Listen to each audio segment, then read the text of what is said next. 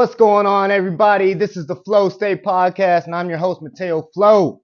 Today, we're going to be going over some of the UFC 295 highlights, and a lot of things are happening in the combat sports world. We'll get into that a bit later, but man, what a weekend. UFC 295. This was such a crazy event. I think they said that in all, the UFC 295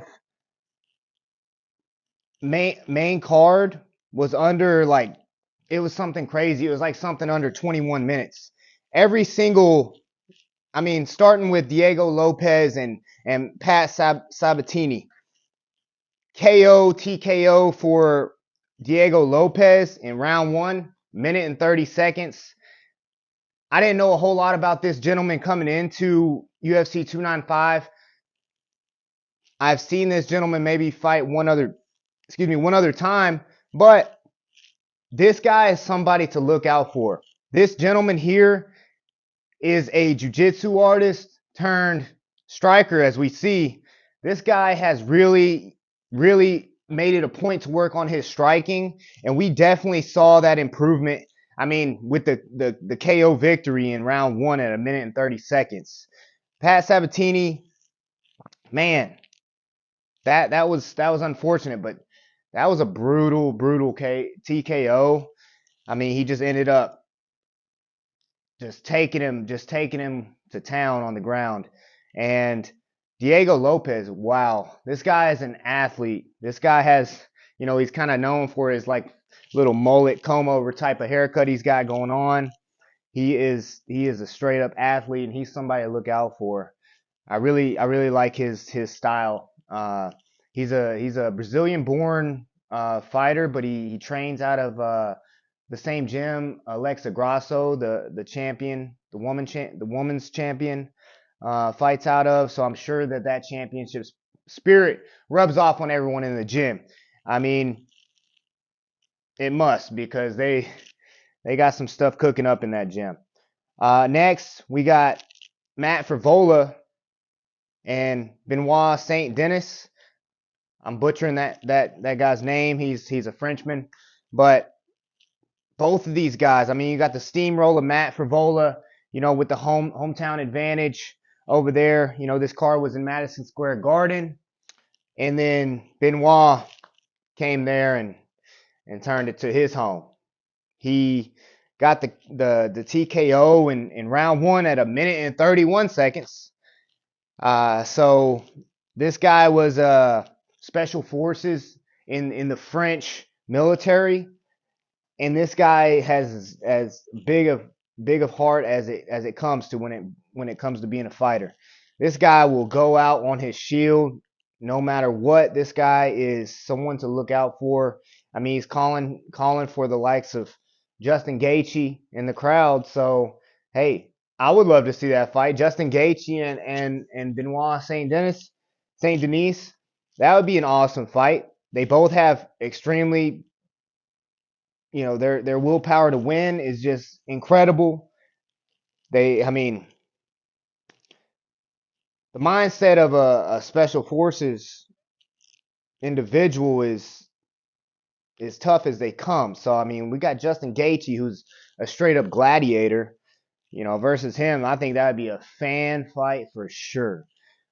Next, we got Jessica Andrade versus Mackenzie Dern. This was a TKO in round 2, so at least we made it to round 2. But 3 minutes, 15 seconds in round 2, the TKO victory for Jessica Andrade. I said on my interview with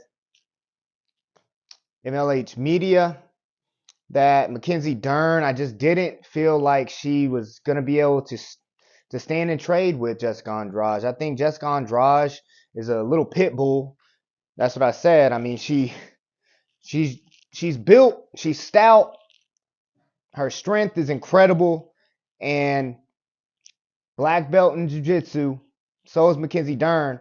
I even said in the interview with MLH Media that Mackenzie Dern's gonna have to get this fight to the ground somehow. She's gonna have to get this fight to the ground and use her jiu-jitsu.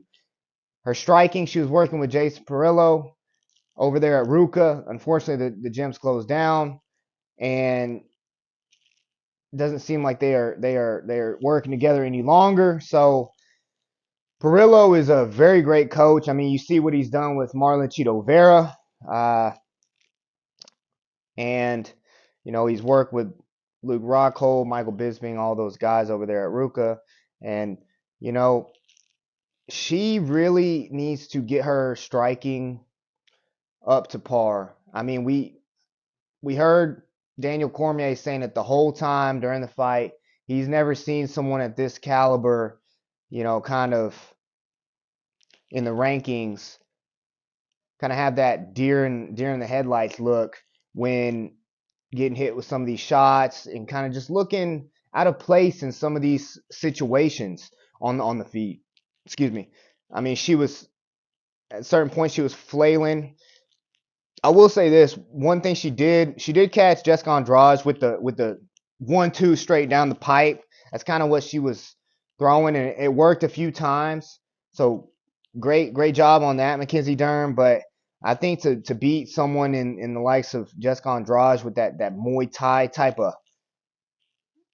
type of tenacity, and it's gonna take more to beat someone like Jessica Andrade. Also, the strength factor, I give it to Andrade.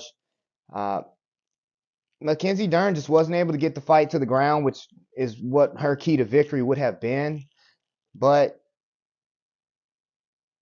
it was entertaining. At least it got to the second round. And I'll be honest with you, I didn't want to count Mackenzie Dern out, but I felt very strongly that Jessica Andrade was going to get the job done on the feet. So what's next for Jessica Andrade? We will have to see what's next for Mackenzie Dern. We will have to see back to the drawing boards for Mackenzie Dern, and we'll see what Jessica Andrade takes on next. For the co-main event, we had a heavyweight bout. We had Sergey Pavlovich versus Tom Aspinall. My goodness gracious. My goodness gracious. This fight was something that if you weren't on the edge of your feet, I'm sorry, if you weren't on the edge of your seat or even on your feet when they were walking out, you're crazy, because one clean shot from either one of these gentlemen, any man's going out. Any man's going out. Sergey Pavlovich is such a technical striker. He really reminds me of a bit of Cyril Gahn, how everyone was saying when Cyril Gahn burst on the scene, whoa, we've never seen anyone be able to move like this gentleman. We've never seen a heavyweight be able to move the way that Cyril Gahn moves and bounces around. I mean, he's more like a kickboxer. I think Sergey really has the hands that are what he relies on and really favors. But let's give it to Tom Aspinall. Tom Aspinall got the win, the TKO victory in 1 minute and 9 seconds. Guys, this fight I'll be honest, was quicker than I thought it was going to be. I even said it. Are we going to have to see Tom Aspinall put his black belt to use against Sergey Pavlovich? Man, he didn't even have to do that. I think Sergey has the power advantage, but it's not always about the power, guys. I mean, what was that quote that Conor McGregor used to say? Timing beats power and precision beats speed. Something like that. And that's exactly what Tom Aspinall did. He timed that shot and he dropped Sergey. Very quickly. He caught him, and what can we say, guys? What can we say about that? That was such an incredible fight. He didn't have to put his black belt to use. He kept the fight on the feet, and that man is fast as can be, guys. That man is something to truly follow in this sport, because I mean, he put away the most feared man in the division at this time. He's well-rounded. He can grapple. He can strike. He has good cardio, which we don't really have to see him use. But what can you say? What can you say about this guy? This guy is the total package. Tom Aspinall. I think he is one of two or three. I know Michael Bisping from the UK and all that. Like, there's not many champions from that area.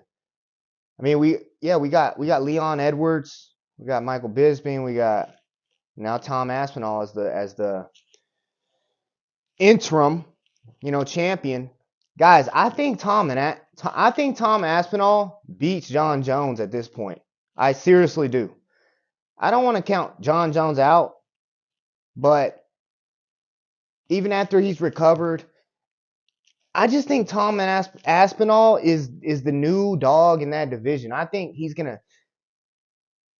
I don't know who can beat Tom Aspinall. If there was someone that could beat Tom Aspinall, it was Sergey Pavlovich, and we saw what happened with that. I don't think anyone beats Tom Aspinall in the heavyweight division, even if John Jones comes back. I just don't.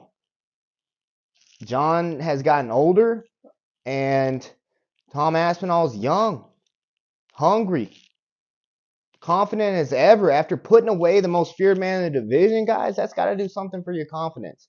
I listened to many interviews with Tom Aspinall. That is when Tom is scared for his life, that is when he shines through. And I think that's the true heart of a champion.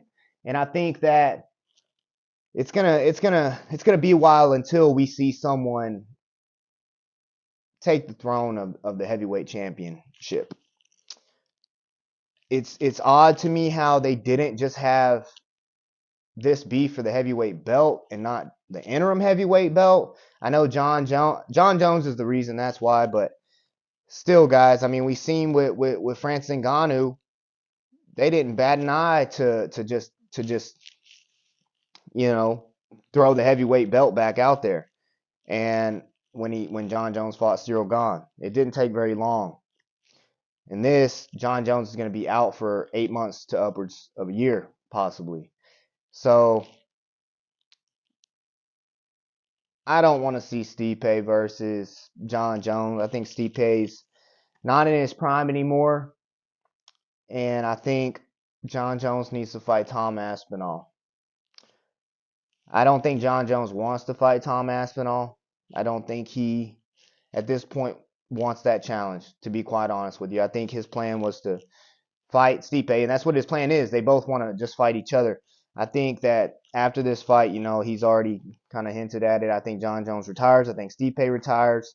And that's kind of like that legacy fight, that fight for the fans. But, man, we got the two guys we just seen, Sergey Pavlovich and Tom Aspinall. That was the heavyweight. That was the best heavyweights on the planet, I truly believe, at this point in time in history. And what a fight. What a fight. I'm a huge Tom Aspinall fan. I just think it's so cool, man. He was training with Tyson Fury and black belt in jiu-jitsu. He's been training since he was very, very young. His father has coached him since he was a young boy. Great story. Great story. Congratulations, Tom Aspinall. He's gonna blow up. He's gonna blow up. And if you're not a fan of him yet, you will be. I guarantee it. Humble dude and great head on his shoulders. So that was a great fight. Now, moving on to the main event. What a crazy, crazy card. To top it off, we had, oh my goodness, Alex Pereira versus Yuri Prochazka. The Czech Republic samurai versus the indigenous Brazilian warrior and Alex Pereira. My God, what a crazy matchup. Some Mortal Kombat stuff, straight up. And I'm all for it. I love it. I love it. Alex Pereira, I said this. You got the technical kickboxer in Alex Pereira versus the unorthodox samurai warrior martial artist, Bushido code living, antenna hairstyle wearing warrior in Yuri Prochazka. I mean, Yuri Prochazka, that unorthodox style works when it works. But all in all, I think being a technical fighter is going to take you longer and further. It's going to take you further, and your career is going to be longer, in my opinion, because, I mean, you always got the safety net of your technical ability. In Yuri Prochazka, the crazy striking, the keeping your hands down, the bouncing around kind of karate style is good because you can't see the shots coming. But it's bad in the fact of your defense, keeping your hands down and stuff like that. You really got to manage your distance in that type of style. And a guy like Alex Pereira, I don't think that style really gets it done against a gentleman like that. It can in those odd cases, but I really strongly felt that Alex Pereira was going to get the job done. I was rooting for Yuri Prochazka to get the job done though, because I'm a fan of that samurai vibe, that Bushido code type of lifestyle and type of energy. But my mind was telling me that he's going to have to really buckle down and kind of play a little safer as far as defensive wise against Alex Pereira because of the power in his left hand. We said it. I was talking to MLH Media last week, and can he take that left hand from Poatan? Stone hands Pereira. He was not able to. And a lot of people were saying, early stoppage. Yuri even said it in the press conference, and I'll agree. When I saw the stoppage, I thought that he stopped that fight too early. I truly did. But Yuri Prochazka even said it, and Alex Pereira even said that he felt Yuri kind of fall backwards and go out a little bit, and Yuri said the same thing. He wasn't in there anymore, and it's crazy because it looked like he was, but that power was something else for Yuri. He couldn't handle it. I don't know many men that could. That was a great fight. I just wish, man, that card went by so fast. I was like, dang, these guys are just, it's just all TKOs the whole card, which is awesome for the fans. But dang, give me a couple rounds, man. Give me a couple rounds. That pay-per-view ain't cheap, guys, and that's what the fans need. We need a little bit more, but it is what it is. We can't complain. These guys have the ability to take anyone out at any given moment in that championship caliber level. So, what a card. Great card. What do we see next for Alex Pereira? We saw Alex Pereira calling out Izzy Stylebender. Stylebender said he already said that he's thinking about taking off until 2027. Maybe for some mental health, maybe for he's been going at it for a while, guys. He was an active champion, Stylebender. So, what do we see? Do we see him take a little bit of time and then come right back and accept that challenge? He could become a double weight champ. That's pretty enticing. That's pretty something to strive for there. It's a pretty good reason to come back. I mean, he must have confidence. He just knocked out Alex Pereira not long ago. That would be an awesome fight. I mean, we've seen it, but it would be interesting to see if he could get that 205 belt, that light heavyweight belt. That would be pretty sweet if Izzy came and just got that belt from Alex Pereira. But Izzy said he sleeps good at night. So I don't know if we'll see Izzy come back before 2027. I don't know what's going on with him, but the fans are here for it if it happens. I will say that. Jamal Hill has other plans. Jamal Hill wants to fight for that belt, and every right to. So Jamal Hill said he saw those guys in there and he said, these guys aren't on my level. And a lot of people are saying, what level? Because they think that Alex Pereira is much better and much more technically sound than Jamal Hill. But you can't count Jamal Hill out. He was a champ for a reason. So I'm for that fight. I think that would be a great fight. I don't really know who wins that fight yet. I mean, it's hard to bet against Alex Pereira. It really is. But I'm here for that fight as well. Jamal Hill versus Alex Pereira.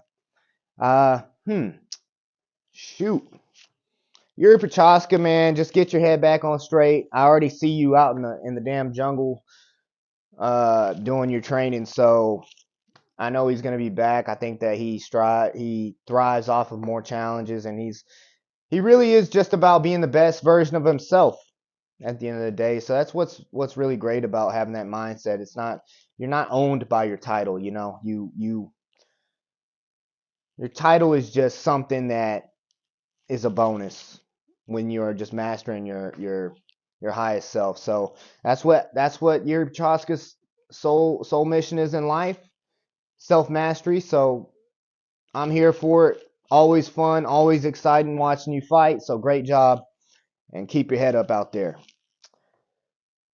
All right. So another thing that was funny, Jailton Almeida. I'm sorry. It, it wasn't Jailton Almeida. Never mind. I was gonna go down another topic, but anyways, we got some big news.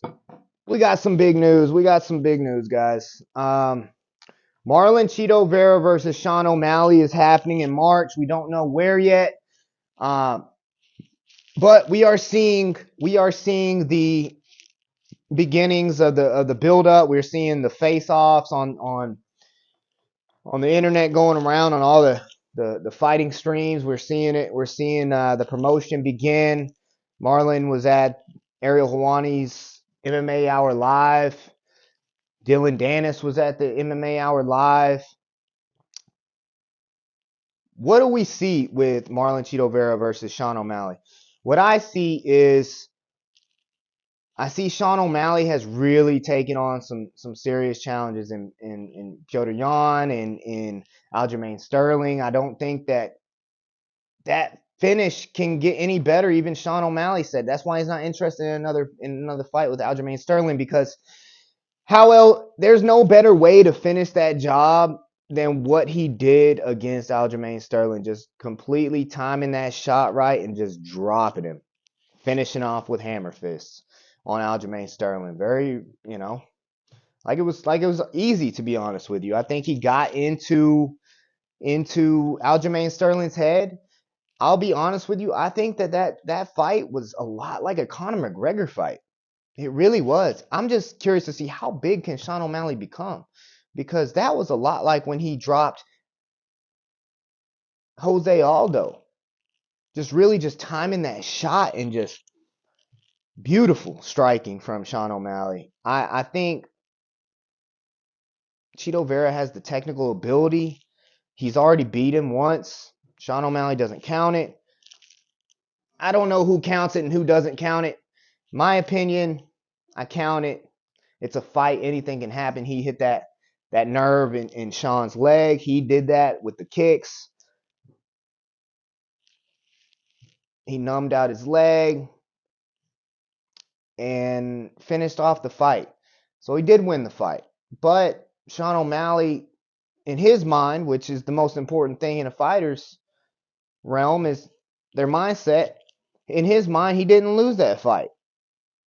He's been saying that. He's never changed his opinion on it. He didn't lose that fight. That's what he's saying. And for him to have that mindset, a lot of people said that's a bad thing to have, but I mean, he's been winning ever since. And he's got the rematch. He wants that rematch. The fans want this rematch with Marlon Chito Vera. I think Marlon Chito Vera, in his mind also, I think that he knows that he won, and that is pushing him even further and giving him even more confidence to earn this belt. I'm all for Chito Vera winning this belt. Chito Vera is my favorite fighter right now in the UFC. I do have a I do have a list of my favorite fighters, but right now I'm just a fan of Marlon. I'm a fan of Marlon Chito Vera's his style, his charisma, he's just a cool dude, man. He's just a real cool dude and humble dude. You know, he puts the work in. I see it on his Instagram all the time. Real cool character. All tatted up dude, always changing his hair, always listening to some good jams. He hangs out a lot with Mr. Baklava himself, you know, Action Bronson, Larry June. A lot of guys that I like listening to as far as artist wise, music artist wise. And he's just a sweet dude, man. I saw him knock out Dominic Cruz in San Diego. That was pretty awesome. That was pretty awesome. That was my first UFC event. I looked at going towards more. And who knows? I might pull the trigger in March and just have to get a ticket to wherever they're fighting at because, oh my goodness, what better time to go see another fight? But it's so hard. But I think it's hard to make a prediction on a fight where you're a fan of both people. I'm a fan of Sean also, but I got to go with my man Marlon Chito Vera. I think he's got his work cut out for him. I will say that. I think that Sean's gotten better and better.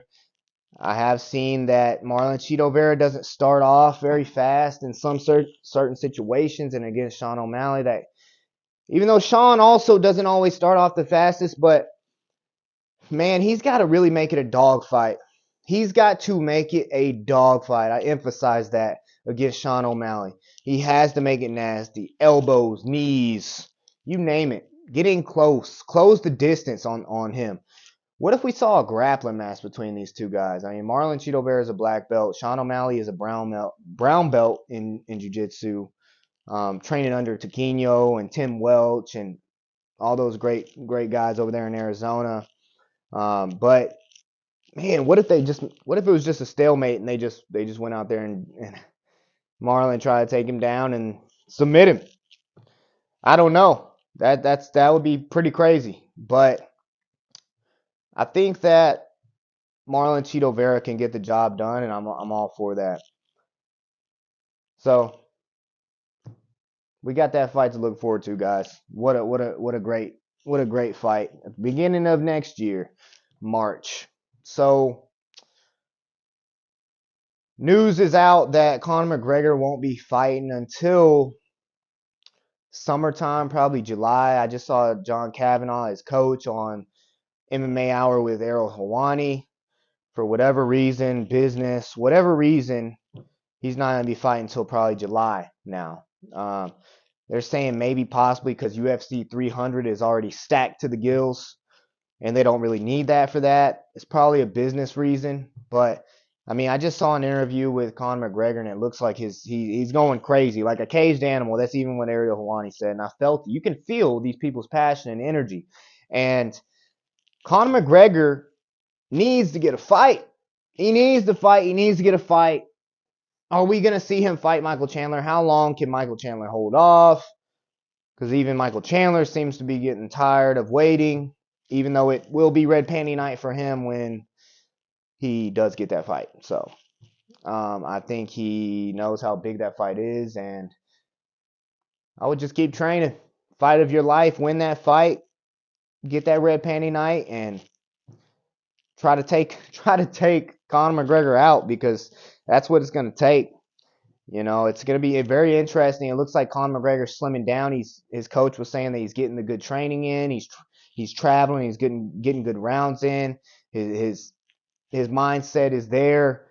Dillon Danis even said it. He's talked to Conor McGregor. He's training like 3 times a day. So that's exciting to hear as a Conor McGregor fan, which, I mean, we all are Conor McGregor fans, whether you like him or don't like him.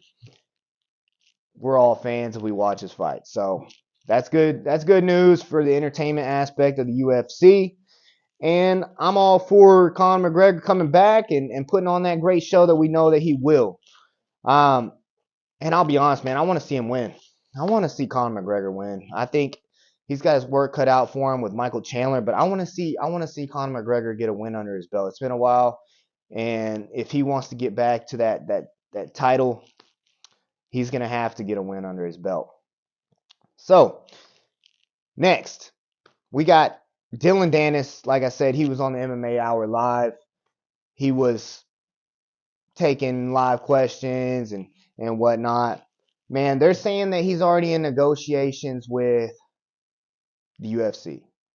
He said if he doesn't get in the UFC, he's going to retire. He doesn't want to fight in any B League type of thing, unless it's Nate Diaz in the PFL or Jake Paul in the PFL in an MMA fight.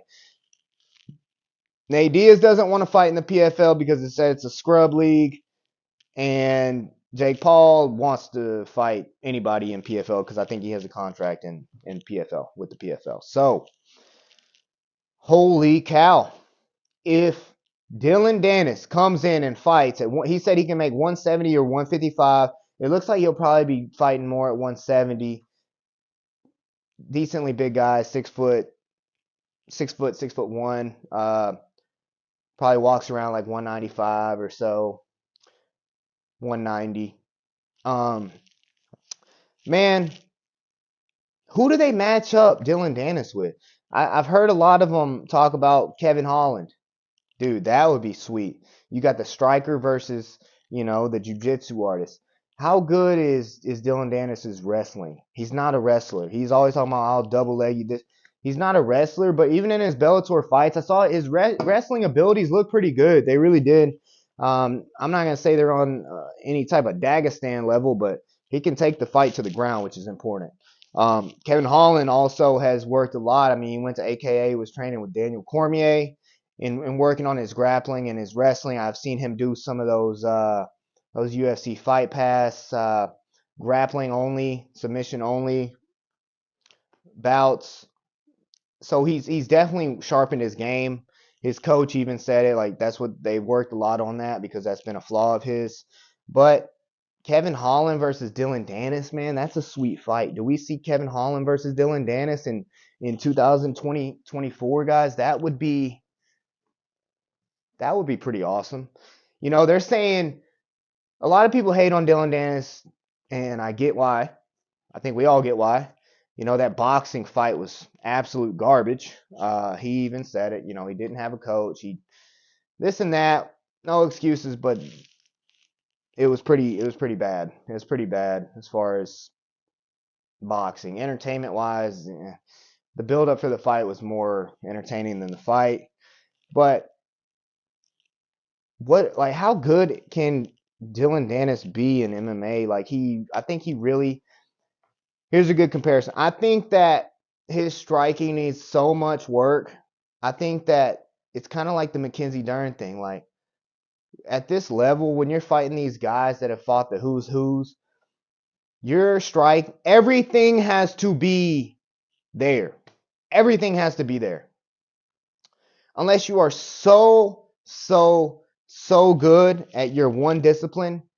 And I've even heard a lot of, the jiu-jitsu specialists say that he's good. Like he won those world titles at brown belt, but he's not so elite. He's not so elite. And we got to see it battle tested. We got to see these MMA fights because jiu-jitsu on the mats is different than these MMA fights when strikes are involved, when you got people that can defend your wrestling, when you got people that can outstrike you, when you got these athletes, these straight up warriors and dogs. We have to see Dillon Danis battle tested. That boxing match did nothing for us. It made me less excited for his MMA debut. I'm still excited for it because of how much entertainment factor he brings into it. I do think he crosses the line. I don't necessarily agree with what he says, but I'm for it in the entertainment factor, and I think that he really needs to get work with Conor McGregor and work on the striking with him, and I think he can help Conor McGregor with his grappling. I think they need to align back. I think that Dillon Danis can do some stuff in the UFC. I definitely think he can beat some people in the UFC. Can he beat people in the top 15? I don't know. He's still young. I think he's only like 30. But we have to see. And let's see it soon. Let's see it soon, Dana. Sign the contract. Let Dillon Danis in the UFC. Let's see him fight. Let's have him prove himself. Nonetheless, it's entertainment. Nonetheless, it's business. Nonetheless, it's money in your pocket, and give something the fans want to see. I'll be honest. I love seeing characters in the UFC. I think that is one thing that draws people to the sport, is these characters. I mean, you see what Colby Covington did. He turned his whole career around. Even if it's hate, if people are watching it, it's good for business. It's not that I hate Dillon Danis. I like a lot of things about him. He's a jiu-jitsu artist that's pretty sweet. Uh, I've watched a lot of his jiu-jitsu matches. He's I just need to see him. I just need to see him prove himself in the UFC, and I would love for him to be really good and do really well. And I want to see it. I'm tired of waiting so long, guys. I want people to make fights happen at the right time. I want people to get it going. Let's get it brewing, baby. 2024. Will we see Dillon Danis in the UFC? Let me know. 2024, guys. And if so, who does Dillon Danis fight? Does Dillon Danis fight Kevin Holland? That's what he's calling for. He's also said, he even said he would heel hook Francis Ngannou. I mean, that's how delusional this guy is. But delusion in combat sports can sometimes work in your favor. Getting lost in your craft. Self-belief. You have to have it. If you don't have it, you're not going to win. You're not going to win fights. Point blank, period. So to a point, it is good. But I'm all for that. Another thing that's interesting, we have Nate Diaz talking about he's down to fight Deontay Wilder in MMA. Deontay Wilder has said, and I heard Francis Ngannou even saying that Deontay Wilder's been training in MMA for quite some time. What do we see happen with that? Do we see Deontay Wilder taking a fight with Nate Diaz? Let me tell you this. They're not in the same weight class, guys. Deontay Wilder is one of the hardest punching men on the planet. He's right up there with Francis Ngannou. Maybe a little bit less than Francis Ngannou. I mean, Nate Diaz has even said he'd fight Francis Ngannou. So has Nick Diaz said. They go along. They're crazy. They don't give a damn who it is, where it is, when it is. And I'm all for that. That's why they have the fan base they do. That's why Nate Diaz, I'll say Nate Diaz is my favorite MMA fighter ever. And I said Chito Vera was my favorite in the UFC. Nate Diaz is not in the UFC right now, but Nate Diaz is my favorite fighter ever. Because of what he says and what he does. He walks the walk. If we see him fight Deontay Wilder, does Nate Diaz fight Deontay Wilder? And if so, how does that fight go? I mean, can Nate Diaz take down Deontay Wilder? I don't know. We've never seen Deontay Wilder fight MMA. That's something that just makes you think. Like, my goodness. I would love to see him put Deontay Wilder in a triangle or something, if the fight gets to the ground. But can Nate Diaz take a punch from Deontay Wilder with the smaller gloves? Can Nate Diaz take a punch from Deontay Wilder? Hits like a damn truck. That would be insane. And where do they fight at? What organization do they fight? Do they fight under Real Fight Inc., Nate Diaz's promotion, and just have their own little thing? I'm down for that too. That's a big money fight, baby, right there. You're bringing the boxing fans over. You're bringing the Nate Diaz army, Nick Diaz army. That's a huge fight, money-wise. So, my goodness. We got a crazy year ahead of us, guys, as far as fights. And it's not even over. It's not even over. We got a lot of good fights coming up. I mean, and we'll touch on those next week, but that's pretty much all I got for you guys today. I hope everyone's having a blessed week. Keep y'all's head up. Sometimes life gets hard, but keep y'all's head up. Find the things you do love. Pursue your passions. Keep going. No matter what, keep your head up and just thrive past those struggle points, and on the other end of those struggle points, you will have success. So if the holidays are coming up, it's almost Turkey Day here in about 2 weeks. And we got Christmas, we got New Year's. It's a great time of year. Hope everybody's spending time with their family and really just taking in these moments. And that's pretty much all I got for you guys today. So I'm out. Flow State Podcast, baby. Like, comment, subscribe, and share. Peace and love.